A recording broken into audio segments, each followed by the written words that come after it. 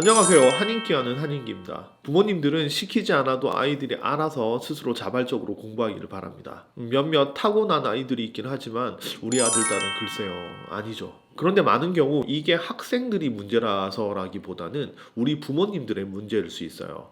그래서 이번 시간에는 스스로 공부하는 우리 아이들을 만들기 위해서 우리 부모님들이 해야 되는 세 가지 행동 원칙에 대해서 말씀드리고 싶습니다.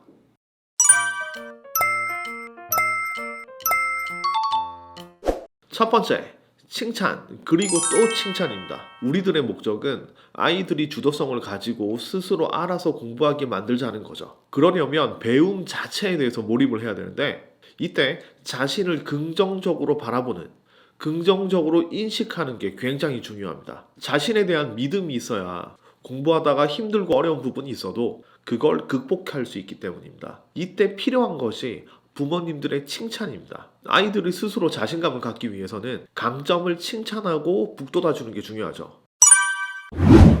그런데 많은 부모님들은 강점을 찾는 게 아니라 부족한 점을 고치는 데 집중합니다.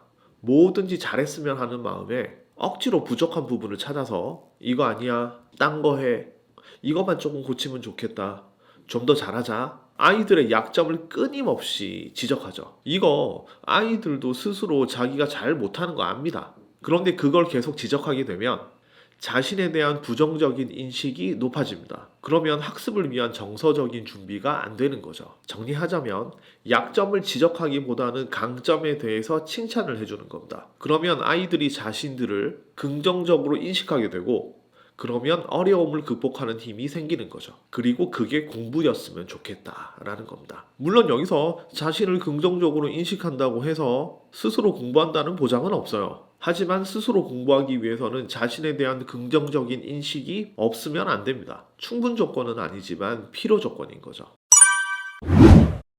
두 번째, 외적 보상은 조심스럽게. 외적 보상은 물질적인 것을 내거는 겁니다. 뭐 이번 시험 잘 치면 핸드폰 바꿔줄게 같은 거죠. 외적 동기를 자극하는 보상입니다. 외적 보상은 즉각적인 효과는 있어요. 그런데 너무 자주 할 경우에 부작용도 생각보다 큽니다. 외적 보상이 반복되면 보상이 없거나 자기가 생각한 것보다 보상이 작으면 안 하게 됩니다. 뭐 어떤 부모님들은 그러시더라고요. 아이폰에서 시작해서 뭐 에어팟, 아이패드, 애플워치까지 가니까 뭐 더 안 하려고 한다고요. 또 외적 보상은 초등학교 때까지는 효과가 좀 있는데 그 이후에 넘어가면 효과가 떨어지거든요. 자, 외적 보상을 전혀 사용하지 말라는 얘기는 아닙니다. 시작할 때, 무언가를 시작할 때는 마치 마중물처럼 외적 보상으로 시작하는 것도 괜찮아요. 하지만 궁극적으로는 스스로의 내적 동기로 이어져야 됩니다. 부모님의 칭찬이나 격려, 자신이 느끼는 성취감, 그리고 자존감.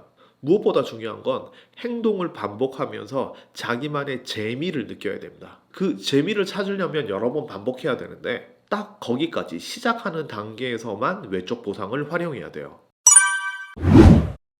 그 다음으로 어떻게 재미를 느끼게 하는가? 그건 아이들마다 포인트가 달라서 뭐라고 콕 집어서 얘기하기는 조금 힘든 부분이죠. 예를 들어 저 같은 경우에는 어떤 것으로 공부를 했냐면 저희 중학교 때 고등학교 때 보면 원래고사를 치잖아요. 매월 시험을 쳤습니다. 그때 1등부터 성적표를 줬거든요. 전 제일 처음으로 나가서 받는 게 너무 좋았습니다. 일단 저희 재미는 그거였어요. 그러니까 아이들마다 재미를 느끼는 포인트가 다 다르니까 재미를 느끼게 해줘야 되는 건데 그 시작하는 걸로 외적 보상을 활용할 수 있다 이겁니다. 중요한 건 보상받는 재미로 공부하게 만들면 안 된다. 이런 말씀인 거죠. 세 번째, 우선순위 결정권을 주어라. 자기주도적 학습은 시간 관리를 스스로 한다는 의미도 있습니다. 자녀들의 시간 관리 능력을 키우는 방법은 할 일 목록 만들기, 보통 투두 리스트라고 하죠. 그겁니다. 매일매일 하루는 너무 짧고 일주일 동안 할 일 목록을 만들어서 걸리는 시간과 우선순위를 매겨보는 겁니다. 이때 우선순위가 부모님하고 아이들이 좀 다를 수 있어요. 처음에는 자녀들의 우선순위를 존중하는 게 중요합니다. 스스로 우선순위를 결정하면 내적 동기가 더욱 강해지기 때문입니다. 심플하게 설명드리면 아이들이 우선순위를 정하고 부모는 실천할 수 있도록 지원한다. 그리고 지키지 못한 일에 대해서는 아이들이 스스로 이유를 생각해 볼 수 있도록 한다. 계획 세우고 실천하고 피드백.